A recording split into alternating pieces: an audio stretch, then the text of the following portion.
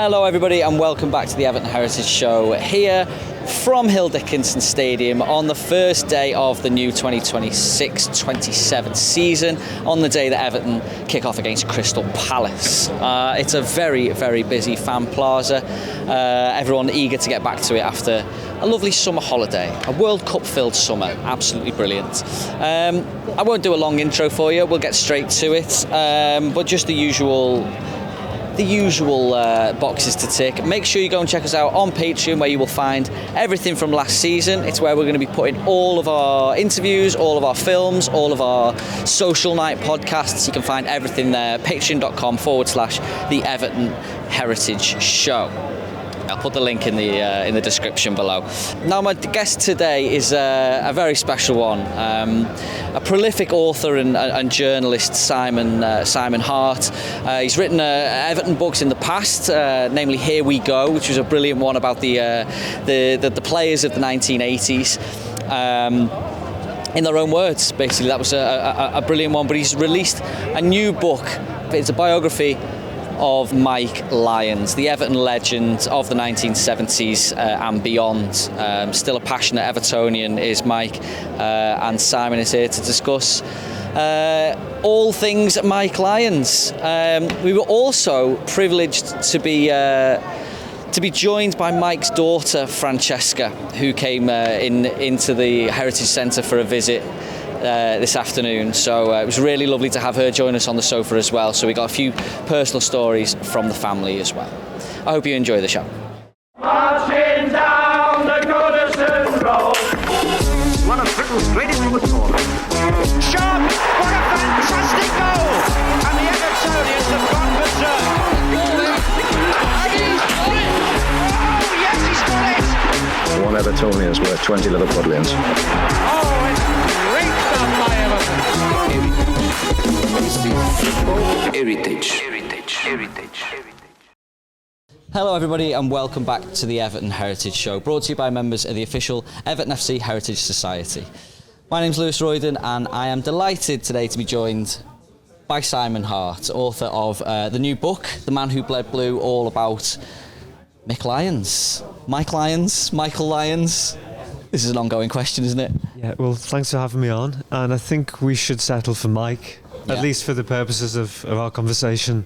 Okay. If we were his family, Michael. If we were teammates, probably Mick or Lyonsy. Yeah. But we'll go with Mike.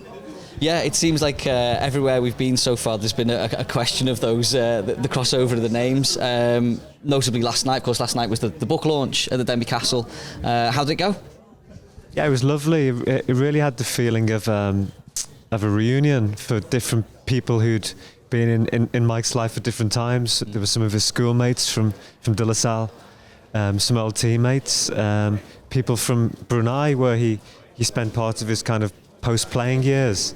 And I think they were thrilled just to be together, you know, a group of old friends so it was lovely. And of course his family, Francesca, Trisha, so yeah, his brother Joe, and for myself, having interviewed lots of these people but not met many of them, it was just lovely to see everybody in person. Yeah, absolutely. For those people to share their stories with the people in the room, which obviously you've documented in the book as well, which I was fortunate enough to have a little sneak preview about 10 days ago, and I've loved it. It's been absolutely brilliant. It's really meticulously researched. So yeah, I've got to give you credit on that. It's well worth a read. But in terms of our interview and today, I just like to start where I often start, really, with guests, which is your own experience of Everton and where it all started for you, all the way back in the beginning. Do you remember your first game? I don't. I mean, in the preface to the book, I do remember Mike Lyons' testimonial, and I remember the programme. And my dad took Mick's team at De La Salle School, and I remember seeing my dad in the programme, which was exciting. But I don't have that memory of a first game. I mean, early 80s, which is when I started going to games really at Goodison. So my favourite early memories would be from around 83, 84, 85, around then. Yeah, but that, I mean, you touched on it there, the family connection as well, I thought was amazing. You know, the fact that Mike Lyons is someone who's always been a part of your Everton life, really. Like the name had been around the household before you even kind of knew, I suppose, knew who he was or knew the significance of the man. So just tell us a little bit about that connection. It was your dad was a teacher at De La Salle and he was this football coach. Well, my dad, his first job as a teacher, my dad David Hart, his first job was at De La Salle in Croxteth, future school, of course, of Wayne Rooney, Francis Jefferson, so on. Yeah. But Dad was 24, very young teacher. Mike was 14, and they won the Echo Cup with his school team, which was the first time a grammar school had won that Liverpool-wide schools trophy.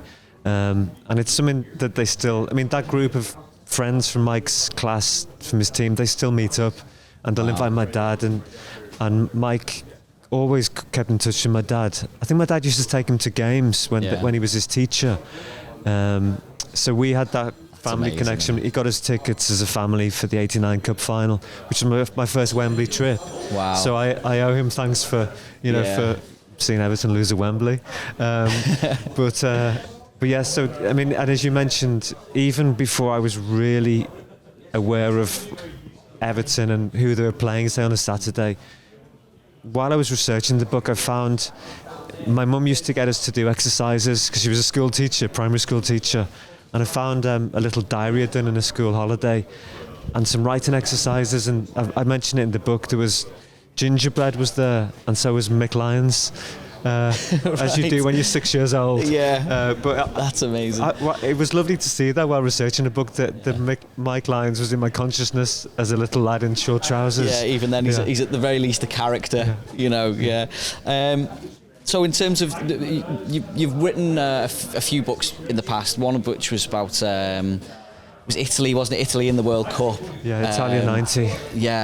But the Everton one is, we have behind you there, Here We Go, the stories of the players in the 80s. Another book that I absolutely love, really enjoyed reading it. But how does this one kind of differ in terms of the way you've put it together and I suppose researched? Here We Go was... it was a series of feature-length interviews, really. So it entailed interviewing 12, 13 people in depth and researching those individuals. World in Motion, the Italia 90 book, was a lot of travel to different countries to speak to, say, people in Cameroon. Different teams I focused on from that World Cup. This one was a different challenge because I'm going into so much detail on one person. And I missed the 70s. I was born in 73. So it involved really going back and making sure I knew about that era, what stories I wanted to tell, what things to draw on from Mike's career. And we know how pedantic Evertonians can be, making sure I got those details right. And then interviewing. I mean, there's about 75 interviews for the book. Just because I didn't want to just tell Mike Lyons' Everton story. I wanted to tell his whole story. His whole life. And what really struck me is how loved he was and how inspiring he was to people after leaving Everton, Sheffield Wednesday, as a primary example. Yeah, I mean, I knew nothing of his Sheffield Wednesday days, or indeed anything other than his Everton days, really. I'm sure we'll get onto his life, beyond England as well as he travels the world. So, going back to his youth, I suppose, he has a long history with Everton. As you say, obviously, born in Croxteth, Evertonian from a young age, season ticket holder at about age 8. Some of those stories that you've written about as a kid were great. Could you share a few of those, maybe? Yeah, he used to run to... This shouldn't surprise anyone who remembers, what a physical specimen he still is, what he was as a player. He used to run back from the game all the way back home to Croxteth. But yeah, he and his brother Joe had season tickets at the Bullens Road end in the paddock, and they would... For our older viewers, there used to be a kind of manual scoreboard where people put the numbers next to, I think, a letter represented the fixture, and they used to be right by that scoreboard, and they'd take their seat early on and see the stadium fill up. From the age of 8 we had season tickets for Everton, and what we used to do, many years ago, when we took before, we get the ground about 20 to 2, quarter to 2, and we'd always sit where it used to have, in the old days, I thought it was really exciting, because at half time, what would happen, we'd have the, you know, in the programme, we'd have A, B, C, D, and it'd be like A with Arsenal and B Chelsea or something like that. And we had a guy at the ground who used to bring the numbers round. And I know it was really exciting. And we get the quarter to 2 and sit in that little box in the paddock, or sit into the paddock where he had the numbers. So the guy would bring the numbers, and it'd be like 3, and we'd go, oh, and then he'd turn around and everyone would go, oh, no. And it was, I thought, bring that back to the game today. You know, so you were living your dreams from a very early age, and of course, I suppose the ultimate dream came true when you became captain of Everton Football Club. Well, what I will say about that is when anyone ever talks of captain of Everton Football Club, immediate reaction is Brian LeBone. To me, he was my captain. He was the ultimate captain. He was a gentleman. You know, I think we, in them days, we had Ian Callaghan, you know, Roger Hunt, Brian LeBone, and they were gentlemen. You know, what Labby was the last of the old Corinthians, they say. So for me to one day captain Everton Football Club, following the likes of Brian LeBone, Alan Ball, who's been in front, Howard Kendall and all that, was the ultimate, much more for me than maybe even playing for England, anything like that. I mean, his mum once said that one of his greatest moments in his life was watching the World Cup at Goodison. Yeah. When he would have been, 1966, he would have been 14. Yeah. So when you think you've got the World Cup taking place in your home. Yeah. So Jimmy Gabriel was his favourite player. He was his hero. Right. Whereas his brother Joe had Alex Young as his hero. Yeah. They were just complete, dyed in the wool. Yeah. I love one particular story that stood out to me was the one where he's talking about he lost his season ticket. As you say, he's 8 years old, he goes to the game, hasn't got his ticket, goes home crying, and his dad brings him back to Goodison, and the steward, the lad on the turnstile, just recognised him, go, oh yeah, you're all right, in you go, recognised him. So even then, at that age, he's like part of the fabric of Everton already, you know, it's like, oh, Mick's back, in you go. And I believe that was the game when Alex Young scored that famous header against Tottenham as well. Yeah, the game that I guess helped clinch the title that year for Harry Catterick's team. But yeah, no. So we have an Everton triumph, some tears from Mike Lyons, but ultimately smiles, which is a nice little microcosm of what was to come. Yeah, absolutely. Do we have another guest here? It's nice of you to join us. How are we doing? Do you want to just jump in, come sit down? I feel like I should...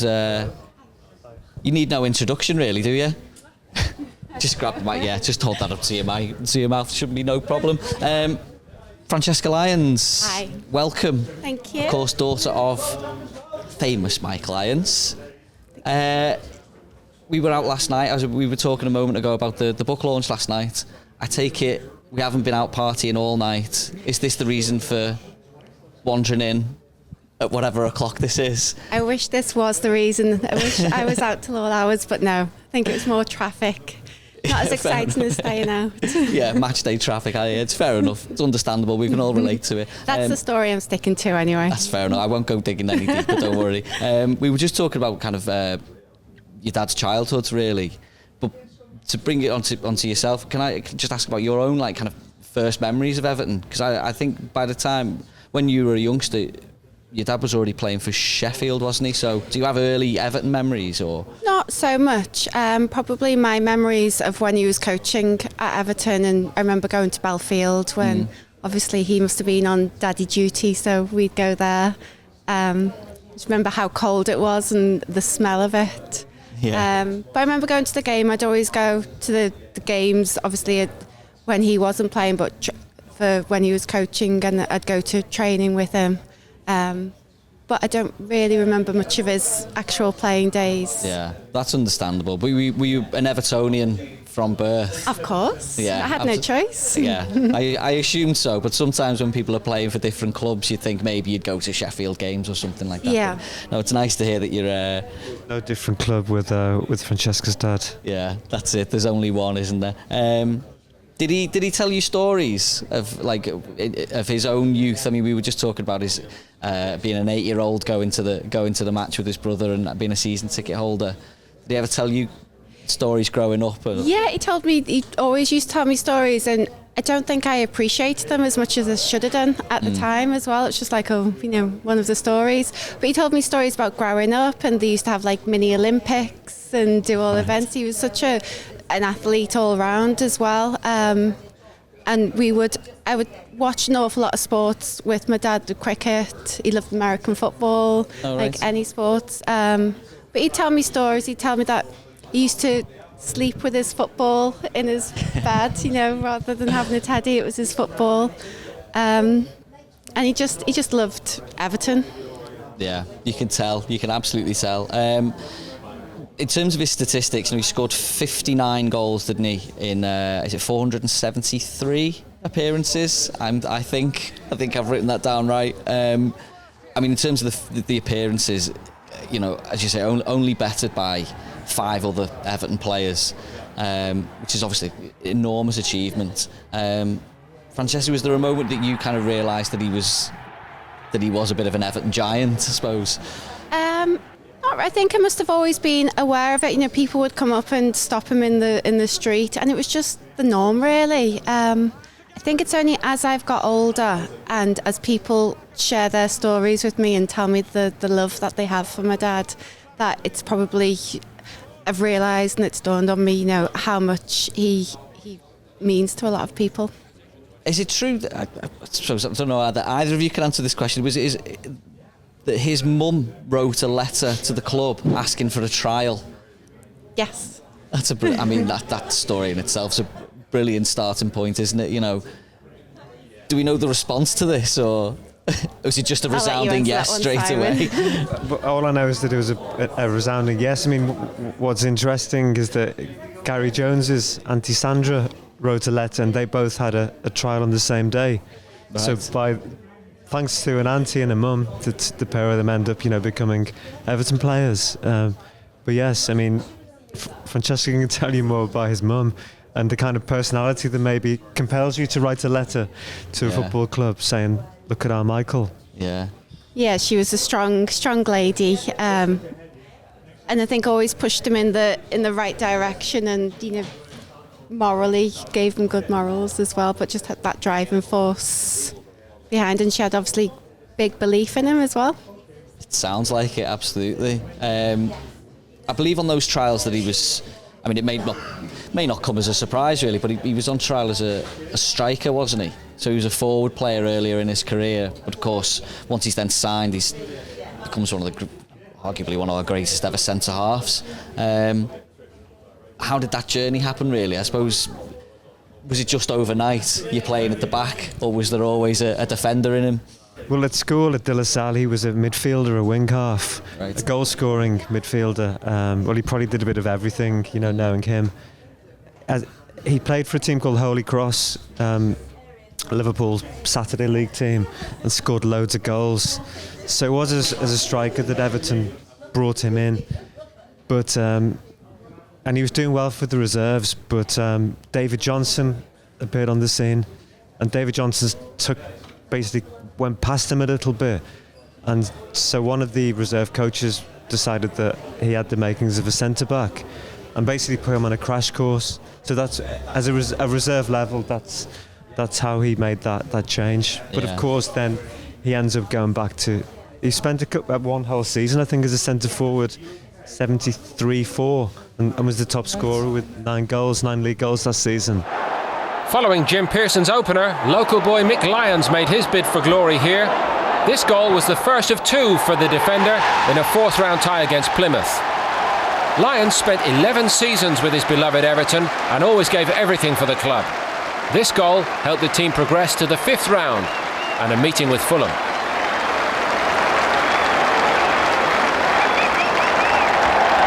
Everton's 3rd goal and Mike Lyon's 2nd to ensure victory for the visitors at Plymouth. Despite being a defender by trade, Lyons had played up front in his early career, and the experience showed as he raced forward past the home defenders to fire home a low shot. I didn't know he played up front, but perhaps many younger Evertonians may know his name from when the likes of Michael Keane in the modern day decides to bomb forward or gets played as a false nine, and everyone says, oh, he's doing a Mick Lyons there, isn't he? You know, like, there'll be people who will have heard that for sure in the stands, but no, I didn't realise that he'd actually played the season up front. Is that where, well, did you say 9 goals? Is that where a lot of his tallies come from, or was most of it from centre half coming up for set pieces? Both. Yeah. I mean, there was even, I think, 75-6 or 76-7. He began that season as a midfielder, because Billy Bingham thought, I'm going to play him in midfield this season. So, but he'd never say no, would he? I mean, no, he'd always do what was required for the club. Yeah, it seems like always wore his heart on his sleeve, didn't he? Very loyal, passionate. He's a passionate man, passionate about Everton. It comes across regularly, like in everything you see of him. In terms of yourself, I was meaning to ask you, Francesca, in terms of like anything that you have at home, like around the house, in the attic, like, did he keep memorabilia? Is there anything like that you've ever that's always been there? Yeah, there's pictures. We've actually got, well, I don't know if I should start with this one. We've got a portrait of Bill Shankly that was gifted to him from Nestle's wife. I've got his Everton Giant Award. Of course, at home. I've got his England shirts. Wow. At home as well. And then there's like Man of the Match. Got a big mirror with Man of the Match. What obviously was awarded for that. So there's lots of things scattered about. Yeah, I think I was just curious really about how much those things mean to people, because some people, you get medals and throw them away or something like that, but I think it says a lot about a player when they cherish their awards and cherish, the England shirt in particular. Like, it's such a great honour, isn't it? Like, and growing up, there was his England caps, on the wall as well. Yeah. So there was that. So it's, I think, obviously very important to him, and especially to me now. Really great privilege for me to be amongst some of the players that I've known, actually, and some of the players I've watched, and I say I'm just absolutely made up. I mean, it's well, as you can see, I'm quite honoured, and I'd just like to thank everyone for awarding me this honour. It'd be remiss of us to not to mention a couple of the big moments in Mike's career. The obvious one, maybe, well, I don't know what an obvious one is. Perhaps the cup final of '77. He scores the goal against Aston Villa, an equaliser in, was it the second replay or the first replay? Second replay. Of course, the closest that 70s side came to winning a trophy. Unfortunately, it wasn't to be. But first of all, what a moment! You can see how much it means to him in the celebrations. As you say, it was the closest he came, and it was a team which got to a cup final and very nearly got to another cup final that same season.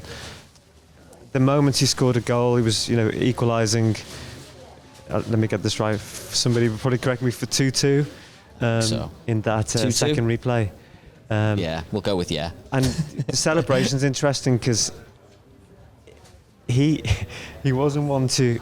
Well, just your dad's nature wasn't to be about me. It was always the team. So he was almost ready to turn around and run back. Then other players jump on him. If you watch it on YouTube, and it's almost Ronnie Goodless and Andy King jumping on him that prolongs that celebration when he scored a goal in a cup final.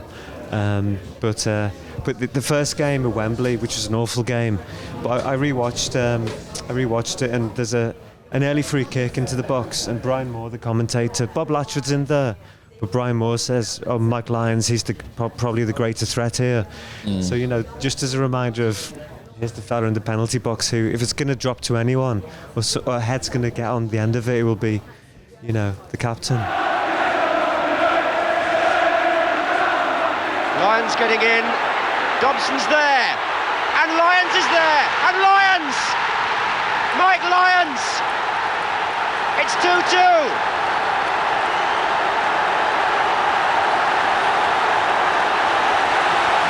And now it's 3 goals in 4 minutes. Well, Mike Lyons is always a threat in the air from corners. Number 4, watch him. Got in there the first time. Now it'll be Dobson, number 8. Then a tremendous scramble. Lyons is there again, the bar, and Lyons again, the net. The other moment, I think, famously, is the story of him heading the ball off Norman Hunter's boot. Can you tell that story for us? Shall I? Okay. Go on. Well, it's in the book. You tell it well. Yeah. It was 1974. Leeds United, the champions, come to Goodison. Early season game in September, and a corner came into the box and it bounces in the 6-yard box, and Mike throws himself at it, and not quite Andy Gray at Notts County, but diving header, and Norman Hunter, who was not just a centre back but one of the most feared centre backs at the time, swings a boot towards it, but Mike Lyon gets there first, scores, and a picture of that goal was on the wall at Belfield for years, and it was shown there for young players arriving at the club. This is what an Everton player needs, bravery, commitment, giving everything for the team. So I spoke to Gary Megson, for example, who remembered being taken round as a newly arrived 19-year-old and shown the photograph. Yeah. Derek Mountfield remembered it, so it was a symbol of what it meant. Of what it meant to play for Everton. I think one stands out for me was it because I have a picture of it. We played Leeds at Goodison Park, and I think it was 2 each, and I've got a picture of me. The ball bounced in front, and I've got a diving header, and it's gone in, and we beat Leeds 3-2. And Everton now have pushed 9 players forward for this corner. Only Bernard has hung back, and even he is in an attacking position. In fact, they've got 10 forward now. Latchford. Oh, yes! Lyons. Nick Lyons, the scorer. Well, now we've really got a match. 2-1 to Everton. I was going to ask you about that, because I seem to remember you actually put your head under his boot to score the goal, really. Well, I don't know, but it was made to look a lot better by the picture than it really was, because it was the ball had bounced before Norman was going to try and kick it, and I just got there in front of him. And I think Graham Smith used to have that when he was in charge of the kids. He used to have that in his office for all the kids, and it was nice. But as I say, I've got that back home. And Graham Smith, who was youth team coach for many years, has that picture at home today. Really? Still. Yeah. Fantastic. Yeah, I mean, I believe, I'm not sure if it's still there to this day, but there are still images like that. In fact, it might even be the one that you've used on the cover of the book that's still up at Finch Farm. That's right. I've seen footage of him with his brother going around doing the tours. I think Darren made a point of saying we still make a point of this, but there's so much to say about it in terms of like you just say, like he epitomises what it means to be an Evertonian and particularly an Everton player, and I think the future generations may not have had a player quite like that to ever since, really. I mean, I certainly can't think of one who bleeds blue quite like Mike Lyons, Can you? I don't know. On that, I mean, I thought I might get that question this week, and I asked Francesca's Uncle Joe, Mike's big brother, what would be a modern day possible counterpart, or which players could I mention? And he thought a bit of Seamus Coleman, a bit of Tarkowski, and a bit of Leon Osman, in the sense that Leon Osman was undervalued, a local player, lads, always the case with homegrown players. I don't know what Francesca thinks, but maybe there hasn't been all of those things together in the one package, though. He was just so proud to be playing for Everton, and as saying that has always been repeated to me over the years, as he would have run through a brick wall for Everton, and he did, and he would have done, and the amount of times he would just go in the tunnel and be patched up and injected and thrown back out on the pitch again. He just loved Everton, would have done anything. He was just so proud, his boyhood club. Yeah, I've heard he played through injuries and stuff. I think that's an understatement. Yeah. I mean, they all played through injuries in that era, but players I spoke to marvelled still at the bravery, the ability to play through real pain that your dad had. Yeah. I mean, there was a game against Liverpool for Sheffield Wednesday in the Milk Cup, which Gary Megson speaks about in the book, where in the second minute, Michael Robinson, who was playing for Liverpool, went over the top and left a big gash in your dad's, I think, the ankle. And he's being stitched up in the tunnel. He didn't even want to go into the dressing room because he wanted to get back out there. And these are players who would have seen loads of gruesome, injuries, but they still remember that particular one. Yeah. Superb. Can I just ask you briefly about managers? Because I noticed, I mean, I'm speaking again from someone of a future generation here looking back, and I'm wondering if there was something up with him and Howard Kendall, because he was the man who got rid of Mike. I say got rid of, moved him on to Sheffield as a manager, but then he did it again as when he came in and replaced Colin Harvey as manager in the late 80s. What was his relationship like with managers in general, I suppose? I think managers loved him because he would never say no. Ask him to play in any position and he'd do it.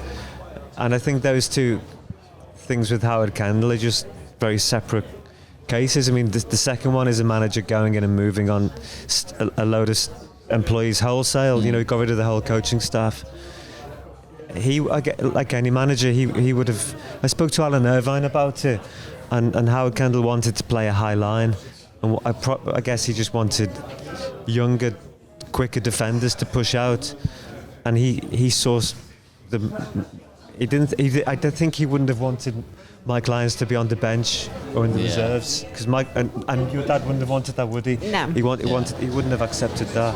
But it was brilliant for your dad, wasn't it? Because of Sheffield Wednesday, he was the club captain. He inspired everybody. He got them promoted, and he was loved. Yeah, it still is loved now. I think it's quite special that I know the love for Everton supporters have got for him, but as well for Sheffield Wednesday, he is loved and adored there as well. Yeah, it's really nice to hear that, isn't it? That love carries on throughout a career. Yeah. But it only carries on if you earn it. Yeah. And of course, I'm glad, and I'm saying this for years on from having spoken to people.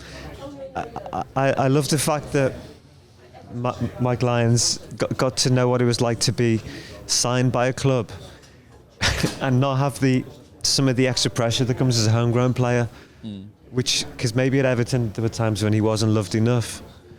I don't know what you think. I think you're probably correct, yes. Well, whatever the final result, it is of course a very special day for the Wednesday captain Mike Lyons, playing host to the club whom he served for 13 years. Before the match, the two chairmen of the two clubs, Bert McGee of Sheffield Wednesday and Philip Carter of Everton, came together to present Mike Lyons with a suitably engraved gold watch. It marked his 500th appearance, which he set early last month, and it received great applause from supporters of both Everton and Wednesday. I'd just like to ask you a little bit about your kind of family life at home, and I'm wondering whether your mum ever talked about your parents before you were born and things like that, because the reason I asked that is that we have you referenced Becky Tallantyre's interviews in the book, and one of the books I've got here is The Real Footballers' Wives, which of course your mum was a part of there, and there's some really nice stories in that about the relationship they had when they were younger and how they met, and the story of you coming along and your brothers. And did you hear much about that, or was that like something that, I don't know, not all parents talk about it, do they? So no, I think spoke about it a little bit. Mum's here today with me. Yeah. But yeah, my mum was a bunny girl when they met at the time, so I think stories around that, but it's just lovely home life, growing up and everything with my mum and dad. Yeah. So, There was one line that I read in that stands out, and Becky actually named the chapter after it, which was that he was unbearable to live with when the Blues lost, because Everton is him and he is Everton. I think that sums it up perfectly, really. I don't think you can say it any better than that. Mum would probably answer a lot better than I can, but I think he was very quiet and withdrawn, and it meant so much to him, and it affected, obviously his whole life. But when they won, obviously he was delighted.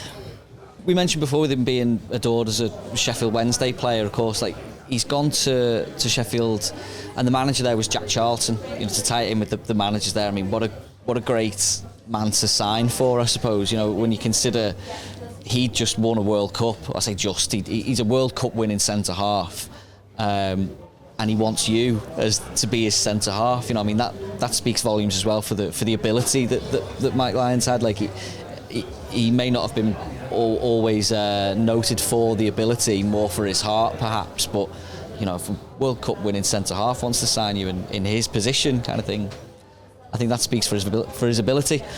Well, it does, and and let's not forget Mike was at that World Cup final, so he saw Jack win the World Cup. But yeah, when Jack Charlton wants you, not just for your heart, but the way you can lead other players and lead a group of young players who haven't played top flight football and get them up. And one thing that struck me, speaking to people, that group of young players who came through at Everton, just towards the end of Mike's time, people like Kevin Ratcliffe, Paul Lodge, Gary Stevens, Sharpie, they all learned from being with Mike, and he was always open to help young players, and he obviously carries that on. So Jack Charlton would have seen that, as well as the bravery and the heart, and not just the ability to affect the game in both boxes, which was crucial. Yeah.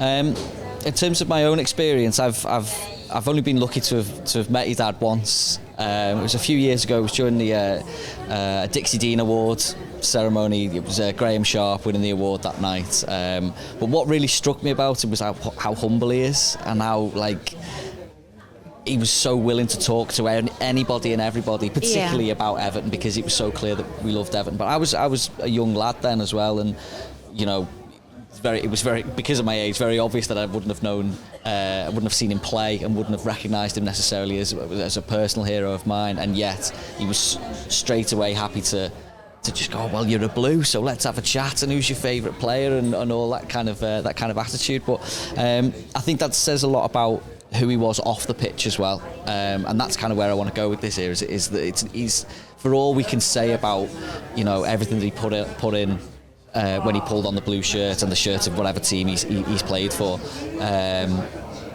so much off the pitch has been done to really uphold his character. I mean, one jumping off point, I mean, I didn't realise, is it true that he started a Everton women's team, I believe, before there was an Everton women's team? I think my Auntie Pauline played in it. Yeah, Auntie Pauline. It was, did your mum play in it?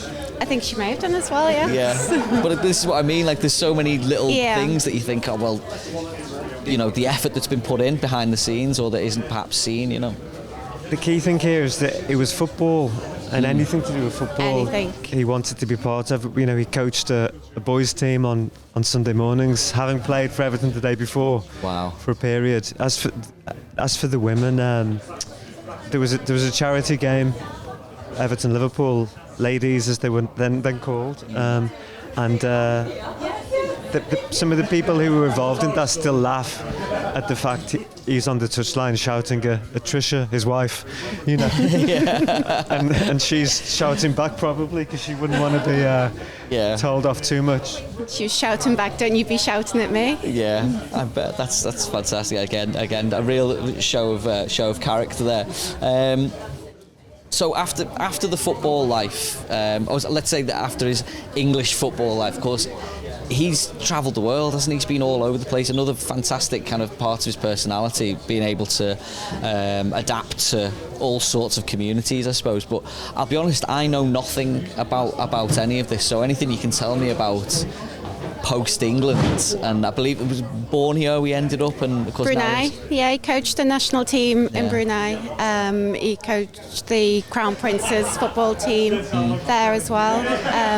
Australia and Singapore. So he had a varied, colourful life, and great experiences for us as a family, because we all went over there as well, and seen all these different places, different cultures. But I think he still had the same passion and still tried to install those same football values wherever he went as well.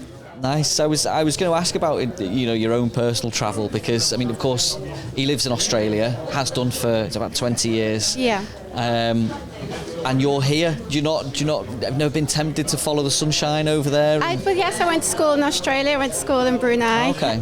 But then came back here, and it was wonderful experience for me to have, and I cherish that. My brother is in Australia now, but sometimes the pull of home is strong, and same for my dad now, that he is probably going to come back home this year and stay here for good now, so it's nice great to have all these experiences, but family and home is another thing. Yeah, I mean, Francesca's had the happy experience of being able to look out to the kitchen window and see an elephant. It was Brunei was just such an incredible experience. I went to the school where all the royal family went, and everything was gold taps, gold, everything. And I used to go to training every Thursday with my dad for Prince Bila's team. So Prince Bila would actually help me with my Malay and all the experiences, which I probably didn't really think about too much at the time, but looking back now, they were incredible. Yeah. She just wanted the free rides on the fairground, which was free to everybody, wasn't it? Yeah, had a great big fairground like Alton Towers, and it was a gift from the Sultan to the people, so it was just everything was free there. Wow, that's amazing. It was a amazing. beautiful place. And then you come back to an old warehouse. Can't get on any the better, docks, can it? how things come back around. There's no just about this place. Yeah, this is home, isn't it? Definitely. Yeah, this is home.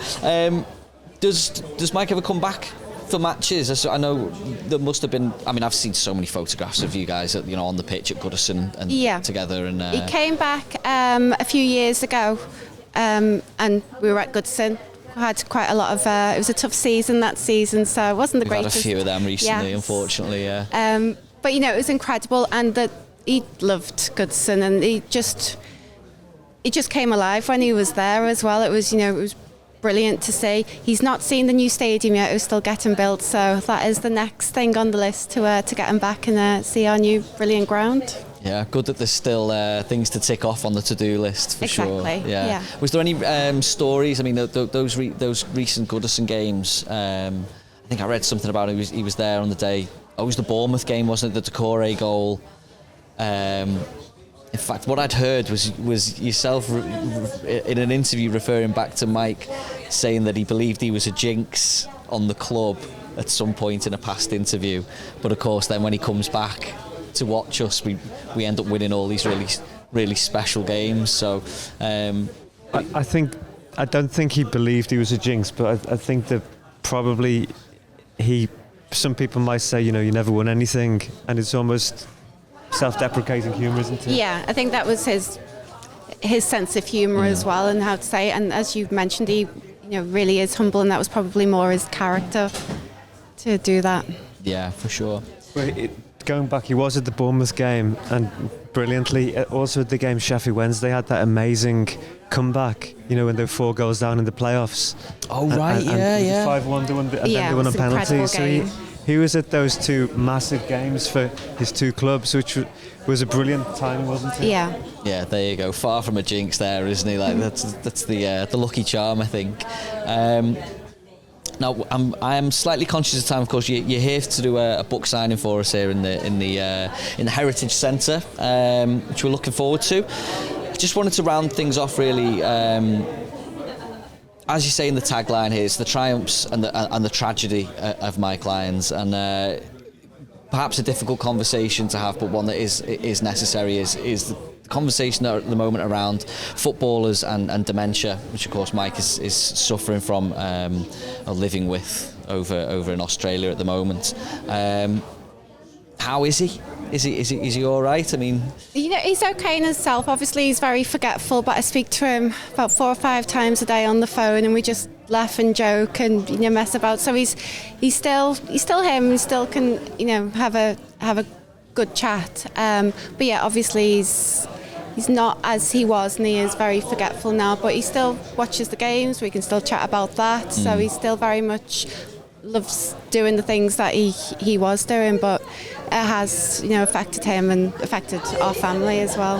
Yeah, no, of course. I mean, you hear quite a lot about footballers. I mean, particularly footballers of his generation who've been heading the ball a lot. It's obviously been quite at the forefront of medical kind of investigations and things in recent years. Well, the research now, you're 3 times more likely than the average public to suffer CTE, but defenders and centre-halves particularly are 5 times more likely to develop it. And interestingly enough, goalkeepers are just on the national average. So all the evidence is there, and obviously in recent times there's been Gordon McQueen and Nobby Stiles, who sadly what's happened to them. So it's, I think, raising awareness and the research that is going into it now is very important. Yeah, the silver lining to a difficult situation there. For future generations as well, for the protection of them. I don't want to end on a negative there. Like even though it's a difficult situation to be in, of course, he's still still able to watch the Blues and has these memories of Everton and family memories are still there. I think the book itself it really delivers on showing how much of, like, as we said before, really authentic and loyal and charismatic and kind of passionate man he is, and willing to put his head where the boots were flying, quite literally. I wanted to end. I was in 2 minds about ending in this way, but you finish with a story on coming back to Goodison with his brother very recently, and he would look back out over the paddock, and he has that story about the quote of saying, "This is where that's where I sat," or that's where I stood, I should say. Of course, no seats when he was a kid, and that great line of he was asked about, you've played for Everton 400 odd times, like isn't that more special? He says, well, no, there's nothing like coming back and watching them, though, is there? I just thought that's such a typical Evertonian. I think that says it all as well, doesn't it? That quotation from him. Yeah, it really cuts through that, I thought, in terms of summing up who he is as a man and as an Evertonian. I think that we can all very much relate to. And also the fact, he always said he was, even after he became a player, he remained a fan. And that's not, in the world of professional football, which is a hard world. And as we know, Everton sold him, they sacked him, but he never lost that almost boyish love of the club. Yeah. And still, I mean, Francesca will tell you, he's often in his Everton top, isn't he, when you call Always, yeah. That's fantastic. Yeah. I'm really glad to hear that he's doing well and that he's looking to come home as well. That's really nice news, that. So I'm going to end on one more quote. And I'll be honest, it's not from your book. We're going to go back to Becky Talentine's. In fact, you've used it in your book. You've used it. Sorry about that. It is in your book, but it was from Becky's. It's the one you end the first chapter on. But it was from Becky's Still Talking Blue. And he says, I always thought I was a fan and a footballer. I had the privilege to play football for a living, and I couldn't believe how lucky I was to be wearing the royal blue of Everton. I never thought I was very popular with the fans because I was always getting barracked, but the ultimate compliment I received is that I never shirked anything, and I'm very proud of that accolade. So I hope he gets his dues with this book, and I'm really grateful for you guys coming in and talking to us about it. So thank you very much. Thank you so much. It's been a pleasure. Okay, enjoy your book signing. Pleasure. Thank you. Thank you. Cheers, mate. Great. Thanks, Nice Liz. one. Thank you. Thanks for watching, everybody. I foolishly, at the end of that interview, forgot to ask Simon, of course, where we can buy the book. So I just wanted to let you know it's available through Mount Vernon Publishing via Toffeeopolis. I'll make sure I put all the links in the description below, so you are able to find that online. But just search for the Man Who Bled Blue by Simon Hart online. I'm sure you'll be able to pick up a copy. And in all good bookstores in good time, I'm sure. a really enjoyable interview for me. Sam's such a nice guy, and it was a delight to have Francesca in as well. In terms of the housekeeping, basically all of our work is available on the Heritage Society website, efcheritagosociety.com. I'm almost like a broken record with that, but I'm sure if I say it often enough, then maybe you'll come visit. There's a shed load of articles going on there all the time. Really, articles that could be books at times. Over this summer we had a few new ones from Jamie Yates and Paul Owens and Rob Sawyer, as always. Things on Dixie Dean and his motorbike crash, and the rumours of how his life could have been different. We've got loads of articles on goalkeepers and players from Scotland, and anything that you need to know about Everton you can find on that website. So that's efcheritagosociety.com for all of the Heritage Society's digital work. Of course, we are once again here on match days upstairs at the Blue House Beer Hall, which is where we record our show, and have our match day exhibitions that was once in St Luke's Church at Goodison Park. We are bringing them down to the new ground. Keep an eye out for tickets for our social nights, the Everton Heritage Social, where we put on some talks at the Denby Castle, first Thursday of every month. Really insightful, social, chilled out evening downstairs in an Everton pub, which is really nice. So keep an eye out for tickets from those. Again, on the website, a full catalogue of events coming up in this season that we're all really looking forward to. So keep an eye out for those. Like I say, all of our media work via our Patreon page is free as well. I encourage people to go and check it out because, of course, it is educational. I don't want to put educational stuff behind a paywall, but if you are interested in helping us out and donating, and I'm so grateful for those people who are throwing us a few pound every month. I mean, the price of a coffee every month just helps us support the media stuff here at the Heritage Society. And for those who are donating, you will have access to the audio from those social talks in a little podcast form as well. So that's the only thing that's behind a paywall on there, as more of a thank you to those who want to help support us. And they're really good. They're brilliant. I mean, we've had Rob Sawyer and Gav Buckland do a talk, the Pat Nevin. Paul McParlin did a talk on his book on the Forgotten Champions of '87. David Prentice and Ken Rogers did a talk on their 50 years of reporting on Everton FC for the Liverpool Echo, amongst many others. Peter Lupson did a talk on research of sports science. More Jamie Yates has done some as well.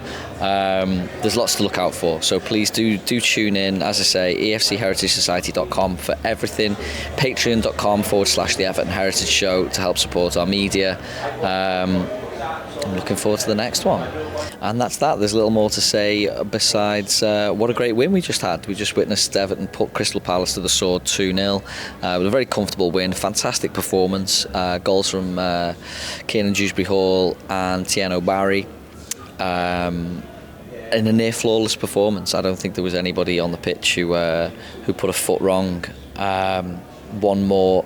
Again, outstanding save from Jordan Pickford early in the first half to stop us going 1-0 down. And it's really taken the edge off the fact that I bought the new Everton away kit and got Jarrod Branthwaite number 32 on the back before Everton gave him the number 4 the following day. So cheers, I'll see you next time.